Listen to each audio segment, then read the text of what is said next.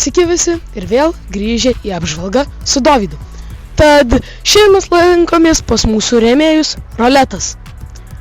Judėkime, užeikime į vidų ir paklausinėkime, ką jie daro ir kaip jiems sekasi. Tai sveiki. Labadiena. Ar galėtumėte trumpai papasakoti jūsų kompaniją ir kiek metų jinai gyvuoja? UAB Roletas kaip sykis tuoj švęs savo 12 gimtadienį. 12 metų jau mes esam įsikūrę kaip įmonė, gaminam roletus, žaliuzes, tinklelius nuo vabzdžių, turim patį savo gamybą, esam gamintojai ir sparčiai plečiamės Lietuvoje, ne vien tik Lietuvoje, bet ir kitose Europos valstybėse, sukūrę gan nemažą kompaniją su patyrusiais specialistais. Tai vat, trumpai apie mus. Tai dar klausimas, kodėl pasirinkote padėti mūsų kompanijai AKA?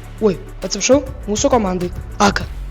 Taip, jau kelinti metai prisidedam prie jūsų kompanijos, prie jūsų akademijos, todėl kad prijaučiam krepšiniui, prijaučiam sportui, norim prisidėti prie jaunatviško kolektyvo, norim, kad jauni žmonės daugiau siektų sportinių rezultatų, kad mažiau leistų laiko prie kompiuterių ir daugiau aktyvę veiklą užsiimtų, tai vat, labai norim prisidėti prie šio.